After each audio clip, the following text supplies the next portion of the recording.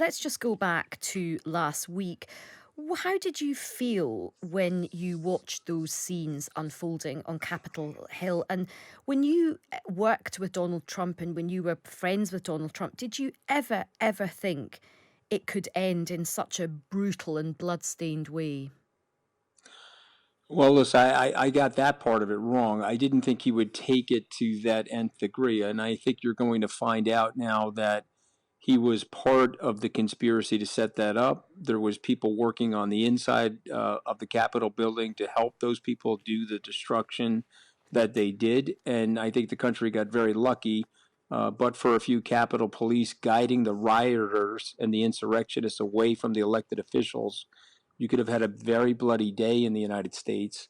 And I think about this with great sadness. So the short answer is no. But the longer answer is that he's now stained the country with this. At worst, he's a Russian operative, and at best, he's a useful idiot. Because who would do that to their own country, and who would present their country to the rest of the world like that? And so he knows that election was free and fair, and he knows the election was accurate. He had people in his own party tell him that, and yet he refused to accept it. And so that's a level of mendacity that I don't think we've seen at that level in presidential politics in the entire life of the country. So I'm very sad about it. Having said that, in 4 short days he's gone. God only knows what he's going to do over the next 96 hours. Well, yeah. But I hope he gets convicted. I hope they send him to jail. They likely won't because he's going to be an ex-president. But if they can convict him, we can sort of take him and Trumpism and put it in the dustbin of history. Well, let's wind back a wee bit. The next 96 hours, as you said, the next couple of days, everyone is going to, it's going to be on a knife edge in terms of what might happen. What do you think he will do in these next few days? Well, the very good news is that the counter-terrorist forces inside the United States got in touch with Twitter and Apple and Google, and they shut him and his acolytes down. They removed Parler, they removed the president and 70,000 of these cult-like QAnon followers from the social media space. I think that's dialing things down. You've also got Delta Airlines and others flying into the D.C. metro area. You can't have a gun on you, meaning underneath in the undercarriage of the plane. And Airbnb has canceled all of their reservations for the next 5 or so days. So the combination of that and 21,000 troops in the surrounding the Capitol, I just want to point out we have more troops in the U.S. Capitol right now than we do in Iraq or Afghanistan. And so I just want you to think of the optical travesty of that for the United States.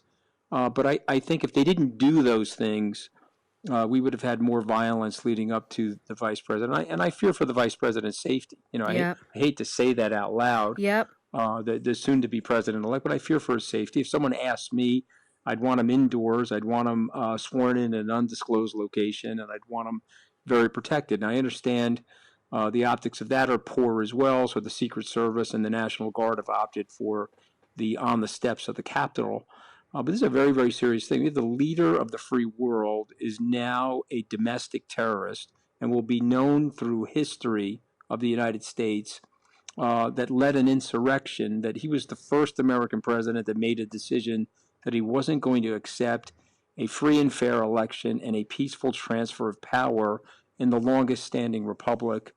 And it's just very sad. I mean, it is extraordinary, and certainly, all eyes are always on American politics, but certainly here in the United Kingdom, Anthony, people of all political persuasions do look to American politics. We all have a fascination and an admiration in many ways for American politics. And, to see those scenes, as you say, it's sort of discombobulating, I think, for people all around the world to see that.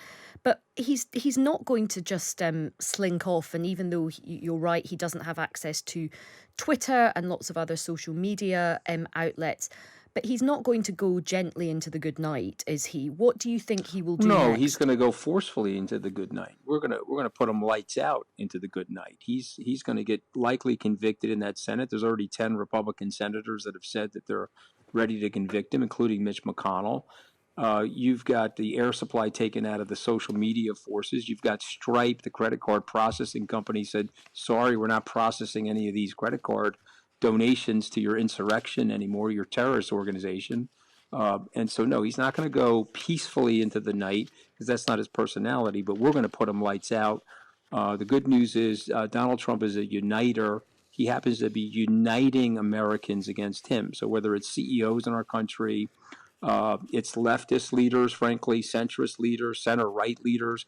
Everybody is now rallying around the idea that he has to be, and Trumpism has to be put aside for America to heal. And what I tell people, he talks about America first, but what about we are Americans first? Mm. Let's drop the hyphenation, let's drop the tribalism, let's drop the partisan rancor, and focus on unity here in the United States and all the blessings that the United States has, and put this angry beast aside, and point out to people what he actually is. And so, But on, to me, I think this insurrection, January 6th, which turned out was my birthday, oh my goodness. that day, I think, will be a moment in history where there'll be great sadness and a tragedy as a result of the deaths and the activity. But I also think it'll be a pivot point where he lost 40 or 50 million followers. His approval rating is going into the low 20s now. It'll just be him and some right-wing radicals. And so weirdly, that day will end up being a good day. It'll be an inflection point of positivity for the United States. Well, on that, just picking up on a couple of things you said on the impeachment, what makes you so sure that those 17 Republicans will cast their vote in the right way? Because lots of other commentators are saying that they don't think that's going to happen, partly because of the threats and pressure coming from Trump supporters. And as we know, history tells us no president has ever been convicted in the Senate following, an impeachment hearing. Well, I think this is very different. I might be wrong. I got the election right. I got his disastrous tendencies. I got his lack of suitability. I sent out a warning signal over 2 years ago about how bad he was and how damaging he was going to be. And I do think that there's evidence now that suggests that he was a direct conspirator in the insurrection, and he was fomenting it from the highest office in the land. And so if those legislators don't love the country enough to speak out and to be courageous and to vote for his conviction, we've got bigger problems in the country. But I predict that they will, because I predict as this stuff comes out and as the social media has been extinguished and his voice has died effectively in social media, in that cyberspace, I think they're going to get stronger. They're going to feel less threatened by him and less intimidated by him. And I'm hoping that they do that, because if they do that, we Sure. can end Trumpism. But And I'll then, just take you back to the denazification of Germany after the Second World War. You don't unify with the Nazis. Okay, you have to denazify people, and we have to de-Trumpify these nasty radicals and put them aside. and in terms of the support that he had at the election, a staggering number of people did vote for him, over 70 million people. And even though he may not have access to his social media channels, he may well set up his own TV station. So he may well still be able to have that base. And many people are worried that the ideology that he really used to his advantage, it was there before he came. He capitalized on it, and it's not going to just disappear overnight with him. Well, again, he lost probably 40 million people. The approval rating went from 39% or 40% into the low 20s. And so maybe, but I doubt it, because he's off the internet. He's an insurrectionist. There's more evidence that's going to come out about his traitorous behavior to the United States. And so he's also got legal cases in New York. He's got a legal case now in Georgia where he tried to strong arm the Secretary of State to lie about the electoral results. He's got a tax issue in the Southern District of New York, which is a federal case. And so you've got a lot of vectors pointing right, bullseye target on Mr. Trump. So maybe, but I sincerely doubt it. And one last thing, you got 10 Republicans. I mean, forget about Hawley and Cruz, who are two traitors. Well, let's say there's 8 other Republicans. They look in the mirror and they see a future president. they're not going to want Donald Trump in the landscape for 2024. They're going to try to push him Right. aside as well once he gets a little bit more weakened. And let's talk about his actually one actually other thing I just want to pick up on before we leave this topic. Let's say I'm right and you're wrong. Let's say he doesn't get convicted in the Senate. What does that mean? Does he then get to be the sort of vindicated, victorious martyr? And he Hmm. gets, he's always perpetuated a sort of victim narrative. I'm going to go to Washington. They're going to come for me. The elites are going to come for me. Won't he be able to say, look, my base, I fought these elites off twice now. Twice they tried to impeach me. Twice I won. Isn't that going to actually strengthen him with his base if he doesn't get convicted in the Senate? So you just made the most compelling argument for his conviction.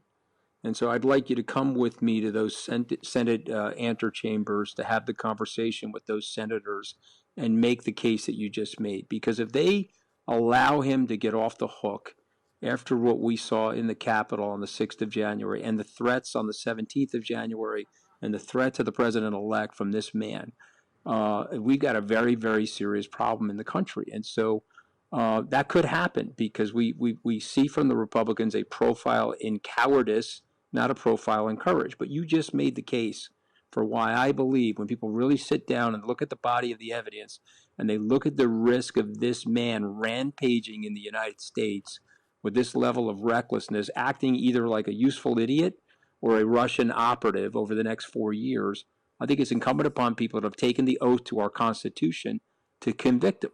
And so I can hope and pray that they will. But what I'm also going to be doing is working tirelessly to make sure that it happens. And Anthony, what about his family? What do you think should happen to them? Do you think it is true that they have got political ambitions and they think they can carry on his mantle? I think some of them probably thought that prior to the insurrection. I think it's going to be a lot harder for them after the insurrection. Remember, all of the corporate donors to the Republican Party has signaled to Mitch McConnell and to Kevin McCarthy, hey, no more. We're not giving you any more money. Okay, if you guys are going to lie about the election and 140 of the House of Representative members are going to challenge the free and fair electoral results in the United States, it's not in our business interest to give you money or to promote your policies. And so I do think if you follow the money in our country, the plug is getting pulled from Trumpism, which would likely include members of Mr. Trump's family. Anything can happen in politics. Donald Trump got elected president of the United States, but I think it's very unlikely when people can reflect upon this and there's time to reflect. It's 10 days since this event, but let's go 6 months or let's go a year, and more evidence is going to come out. More evidence is going to come out about some of his family members being a part of the plot. I think it's going to be very, very hard for them to convince a plurality of Americans in a state, a local office, a federal office, that they're the right people to lead the country.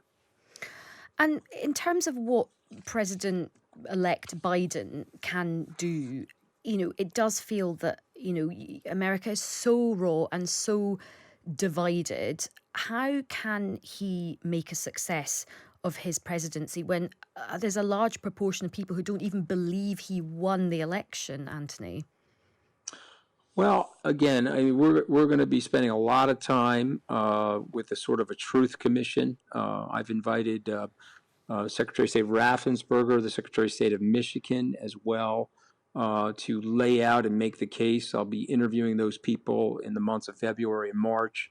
We're going to spend a lot of time and a lot of money explaining to the American people how free, how fair, and how accurate those election results were and how big of a lie was being told to them. Very similar to the big lies that Joseph Goebbels and Adolf Hitler were telling the German people in the mid-30s into the mid-40s. And so I can't promise that we're going to turn everybody.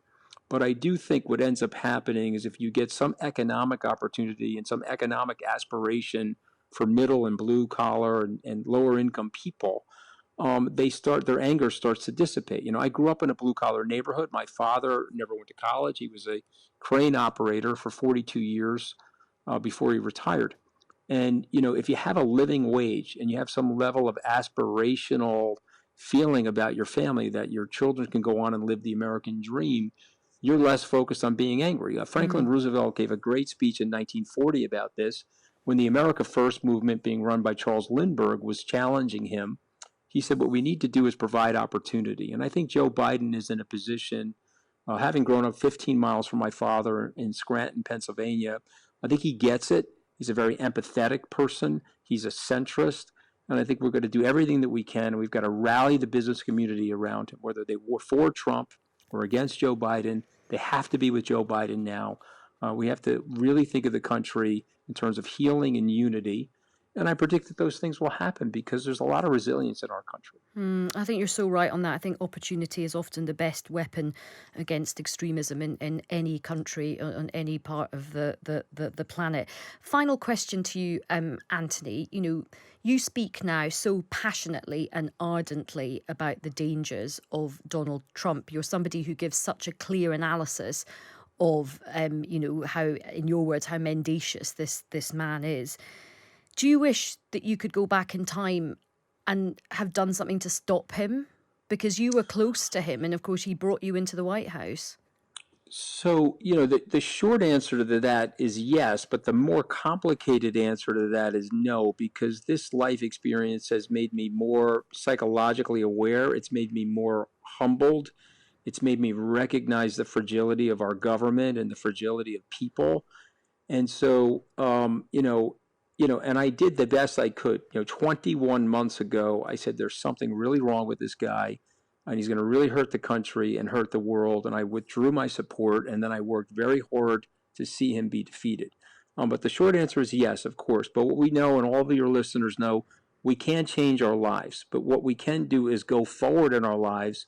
I think we have great difficulty when we look back on our lives with great regret. We can't change it. So all I can do is go forward, speak the truth, and try to help as many people as possible as we go through this next chasm in U.S. history. So the short answer is no, but the longer answer is, in many ways, it's helped me out as a person. And have you had any communication with Donald Trump since you have been outspoken against him? No, the last time I talked to him was on Easter Sunday of 2019. It was the 21st of April. He called to yell at me because I put an op-ed in the paper saying that the press is not the enemy of the people. And I explained that the press is there to keep powerful people in check, to be observant of their power, make sure they don't get corrupt.